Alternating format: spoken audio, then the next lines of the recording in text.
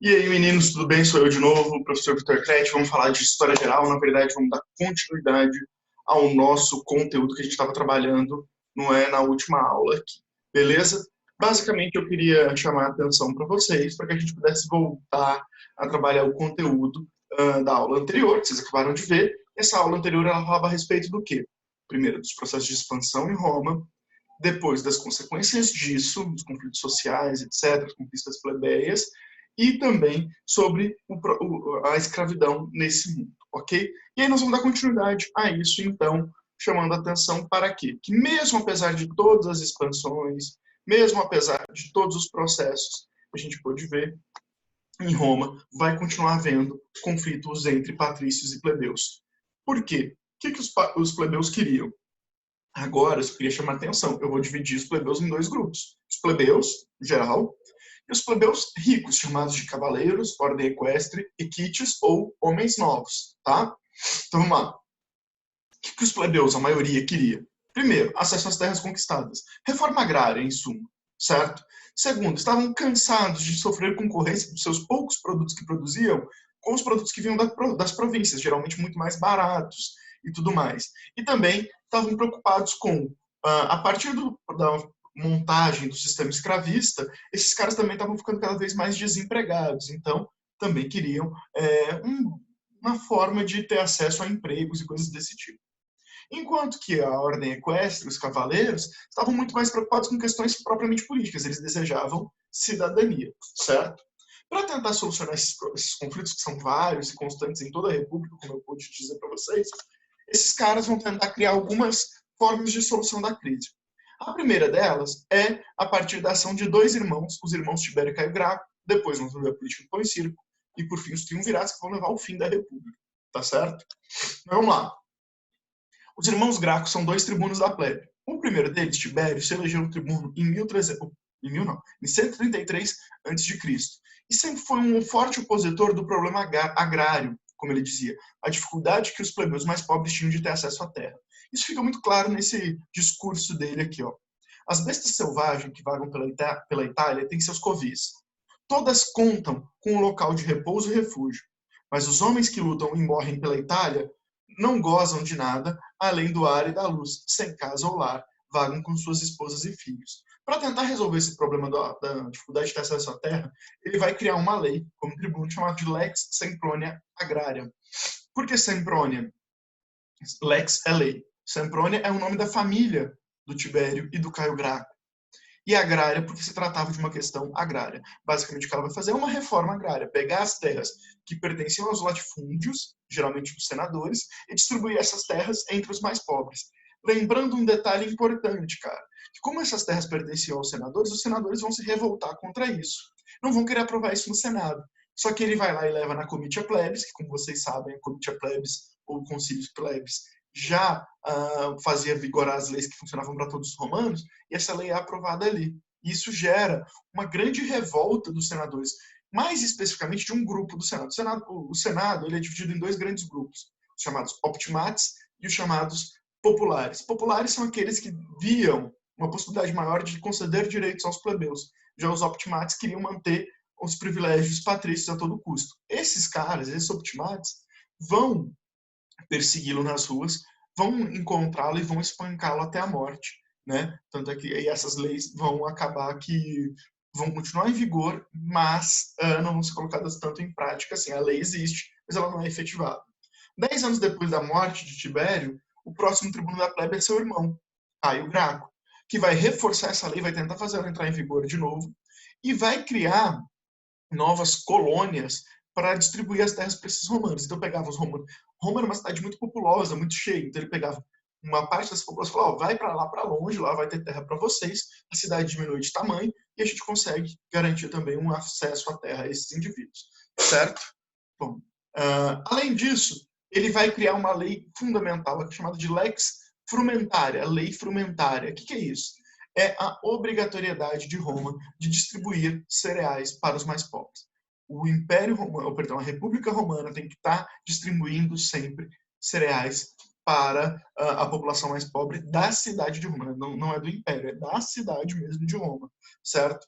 Isso aqui vai dar origem, a gente vai falar daqui a pouco, a política do pão e circo. Ele acaba se matando também por causa de perseguição do Senado e de um ditador. Lembra que a gente já falou da estrutura da ditadura, né? Fecha o Senado por 6 meses a 1 ano e tal. Um ditador chamado Opímio, ele acaba se matando, se suicidando devido a essas pressões todas. E logo depois que ele se mata, todas as leis que tinham sido colocadas por eles vão sendo revogadas, quase todas, porque a Lex Frumentaria continua e vai continuar durante todo o Império Romano, pelo menos, ok? Toda a República e a parte do Império. Pois bem, e aí, já que falamos de Lex Frumentaria, vamos falar da chamada política do pão e circo. Esse é um nome, pão e circo, ou panem et circenses, não é? É um nome que vai ser designado por um satirista romano chamado Juvenal, que considerava o Caio Graco um homem populista, assistencialista, que visava distribuir comida para a população para alcançar apoio popular. E aí ele chama essa política de pão e circo, certo? Essa política iniciada pela Lex Frumentaria ali. Essa política ela vai ser iniciada na República, mas o seu auge vai se dar no Império, lá para frente. A gente fala sobre isso mais para frente, beleza? E basicamente ela consistia no quê? Qual que era a estratégia desses caras? O panem é o quê? É a distribuição de cereais para os cidadãos residentes em Roma, os romanos que moravam em Roma, não é no Império inteiro. E basicamente eles distribuíam algo como 21 litros mensais de trigo, certo? Bom, isso não é suficiente para alimentar uma pessoa, mas sim para minimizar a fome, com certeza. Esse cara ia ter que buscar outras formas de alimentação, mas essa ajudava, compunha melhor, beleza? Essa política ela é interessante porque ela beneficia cerca de 5% da população imperial, beleza? Mais ou menos 5% da população imperial recebia esse aporte ali dessa quantidade de trigo. A maior parte da população do império, portanto, não recebia. Já a parte dos circenses, o circo, é o quê? É a manutenção de espetáculos públicos.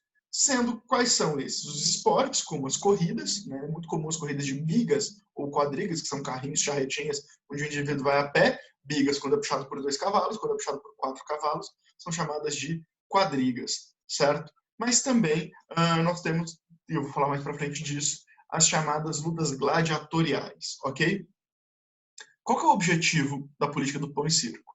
Evitar revoltas. A ideia fundamental é manipular essa população, certo?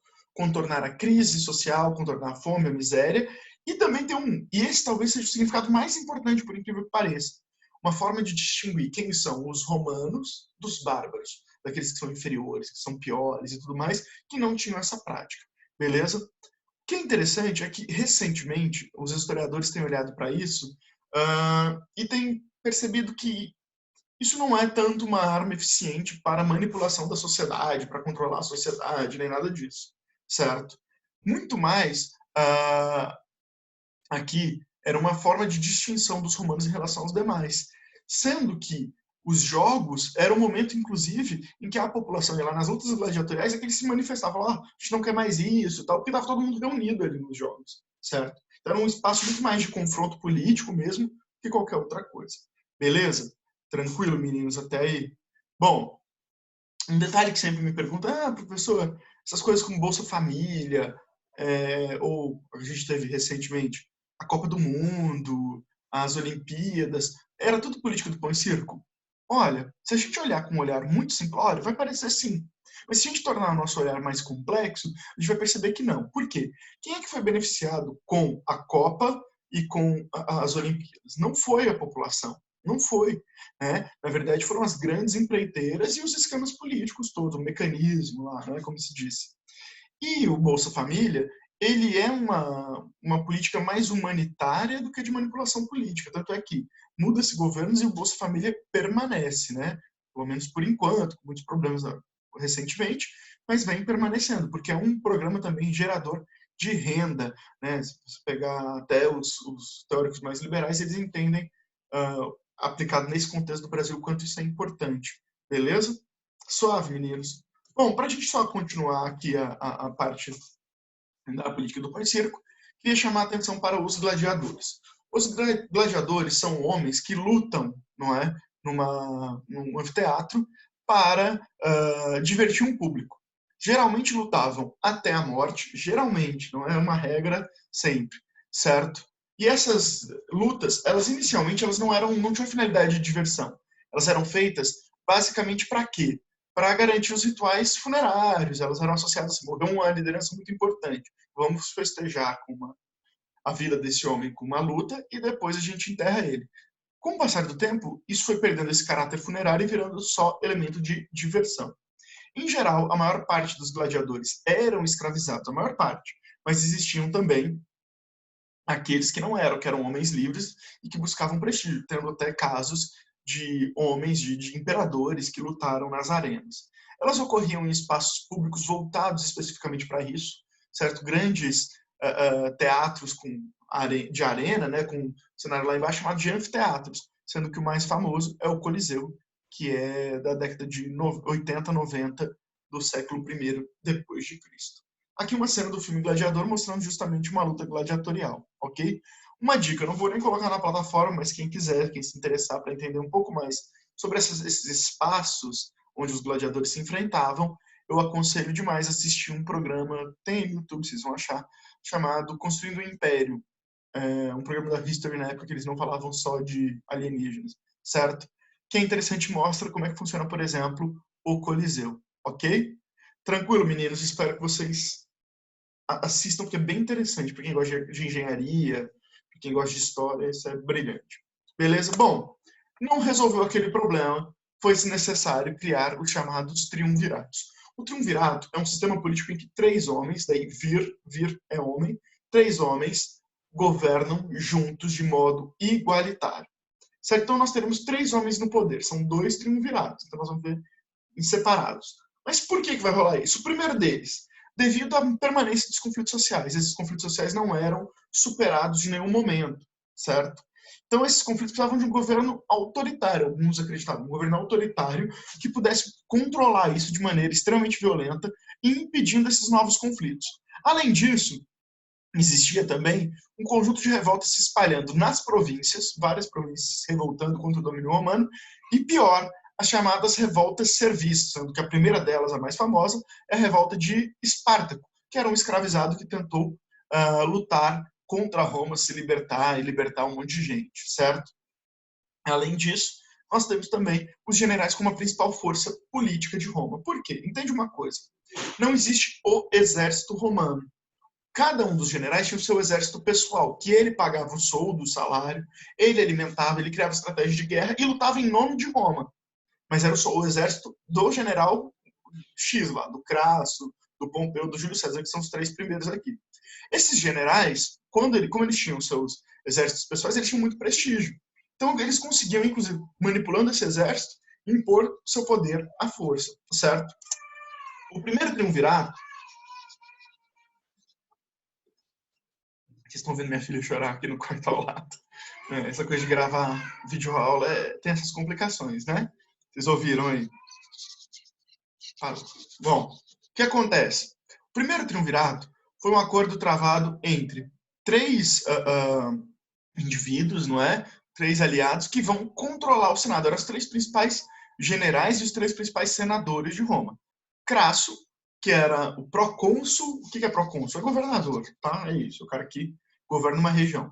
Governador e conquistador do Oriente, então ele vai ser o cara que vai governar tudo que está no Oriente. Pompeu o Grande, o homem mais rico de Roma, certo? Um excelente general, mas sobretudo muito rico, que era o procônsul da Espanha, Península Ibérica, portanto, e de Roma, da própria botinha lá da Península Itálica. E o Júlio César, o procônsul e conquistador da Gália. A Gália é a atual França, foi uma das conquistas mais difíceis de serem feitas inclusive por Júlio César e tal, certo? O que acontece? Eles governavam equilibradamente, não todos aliados, até que o Crasso morre. Crasso morre em 53 a.C. Isso vai desembocar o quê? Uma luta entre Júlio César e Pompeu para ver quem vai controlar o Oriente. Isso gera uma guerra civil. Num primeiro momento, Pompeu sai na frente, tendo várias vitórias, tal. Só que Júlio César consegue virar a mesa e começa a perseguir Pompeu. Pompeu decide se refugiar, inclusive, no Egito. E lá no Egito, Pompeu é morto a mando do faraó do Egito, que daria a cabeça de Pompeu de presente para César. César, vendo aquilo, se revolta de tal forma que manda matar o faraó, inclusive falando, como é que ele tem coragem de fazer isso com um homem honrado e romano como eu, né? E aí mata todo mundo, e o Júlio César, inclusive, garante a conquista dele sobre o Egito. Volta para Roma, e ali, ao chegar em Roma, ele faz a chamada Segunda Marcha sobre Roma. Deixa eu explicar o que é isso. Primeiro, todos os generais, todo mundo, qualquer pessoa podia andar armado em Roma. No entanto, os generais não podiam entrar em Roma com seu exército armado, porque isso seria uma ameaça à República Romana. O que o Júlio César faz? Ele ignora isso. Desculpem, pega os seus soldados, invade Roma, cerca o Senado e obriga o Senado a escolher o próprio Júlio César como ditador e tribuno vitalício. Ele acumula os dois cargos de forma vitalícia, ou seja, coisas que eram... Até que tribuno era sempre vitalício, mas ditador não era. Ditador era no máximo por um ano, e a partir de então ele vai começar a ditadura de Júlio César. Aqui, certo? Bom, ele vai acumular alguns títulos. Ditador, já acabei de falar. Imperator. Imperator significa o quê? Supremo chefe dos exércitos. Ele vai ser tribuno, ou seja, o representante dos plebeus. Ele vai ser amado pelos plebeus e vai receber o título também de Pontifex Maximus, ou seja, o chefe supremo da religião romana. Além disso, Júlio César era um excelente general e continua sua campanha de expansão. Já tinha conquistado a Gália, atual França, a Britânia, atual Inglaterra, boa parte da Ásia Menor, ali, da Turquia, essas regiões, e também o Egito, certo? Com essa grande quantidade de conquistas, ele pôde favorecer os plebeus e seus soldados, pagando melhor aos seus soldados, que amavam Júlio César, morriam por Júlio César, incentivando cada vez mais a lex frumentaria, a lei de distribuição de grãos, não é? Ou seja, a plebe amava esse cara, mandou construir um monte de obras públicas em Roma, estradas, e com isso garantir empregos, mas também reformar a cidade, transformar a cidade bonita, que o povo amando, o povo idolatrava ele, não é? Vai colonizar algumas províncias com romanos, algumas províncias distantes, diminuindo o inchaço populacional de Roma e dando a esses caras para irem para lá terras. Então também vai melhorar as condições de vida dessa galera. E vai criar um novo calendário, o chamado calendário juliano. O calendário romano ele era dividido em 10 meses, que variavam de 33 a 37 dias, certo? Então, eram 10 meses de 33 a 37 dias. O Júlio César vai mudar. Em vez de serem 10 meses, passam a ser 12. Ele acrescenta 2 meses bem no meio ali. O mês de junho, em homenagem à deusa Juno, e o mês de julho, o melhor de todos os meses, porque é o mês das férias, pelo menos na maioria dos anos, esse ano talvez não, né? E o mês de julho, que é uma homenagem ao próprio Júlio César, ok? Inclusive, isso explica porque, tipo, novembro parece mês 9, mas é 11, porque 9 mais 2, 11. Dezembro parece 10, mas é 12. Outubro parece 8, mas é 10. Vocês entenderam, né? Por causa desses 2 meses que ele incluiu ali no meio do ano, beleza? Bom, além disso, uma outra questão interessante é que quando ele chega no Egito, não é? Ele encontra um conflito de famílias, né? Ali no Egito, dentro da mesma família, uma disputa de poder. O jovem faraó Ptolomeu XIII e a sua irmã mais velha e mais experiente, uma mulher muito sábia, Cleópatra, os dois disputando ali quem está no poder. Oficialmente, o imperador era Ptolomeu XIII.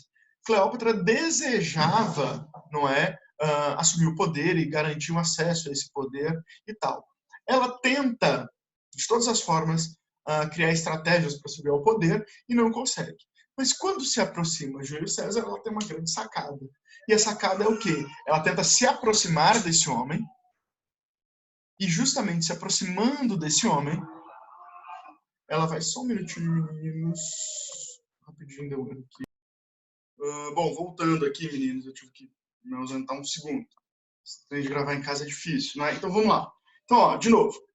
Na época que o Júlio César chega, perseguindo Pompeu até o Egito, ele encontra uma disputa pelo poder ali, não é?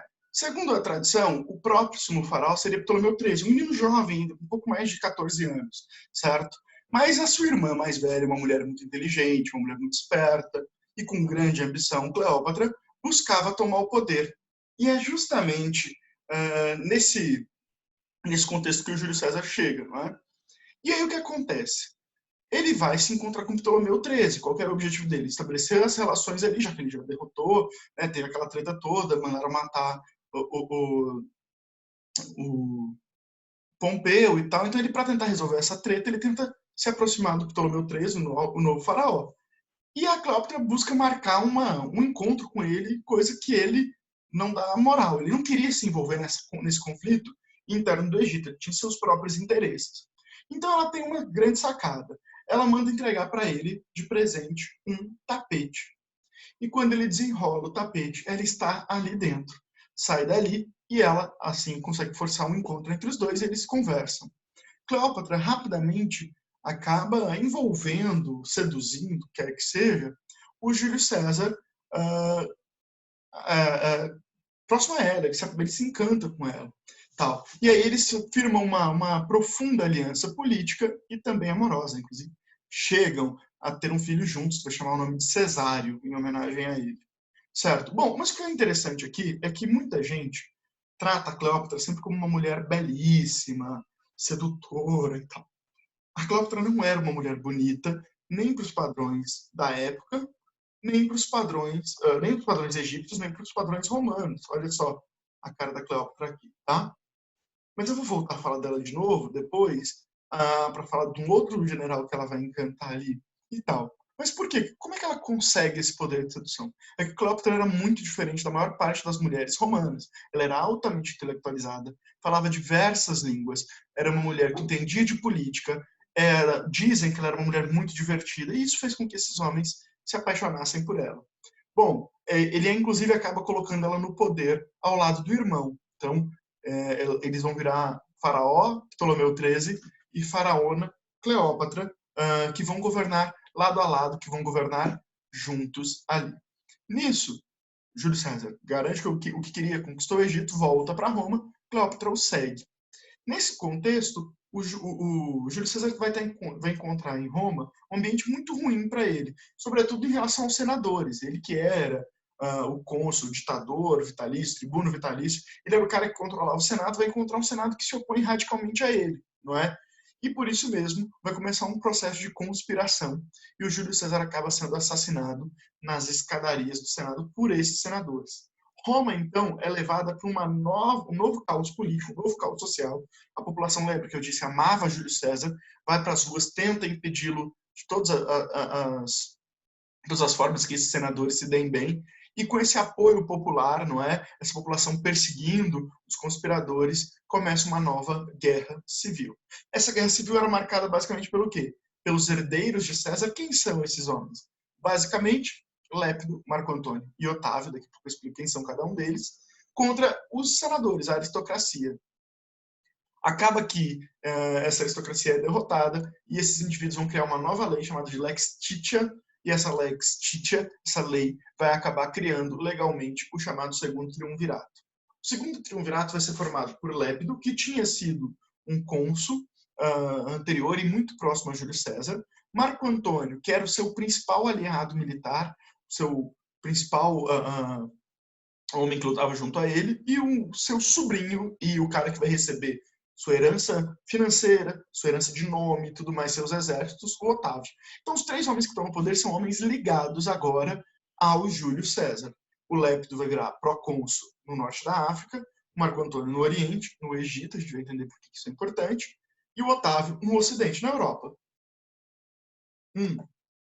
O que acontece é que começa a rolar uma disputa entre esses três homens para ver quem seria o próximo governante, o próximo chefe, o ditador, como foi o próprio Júlio César.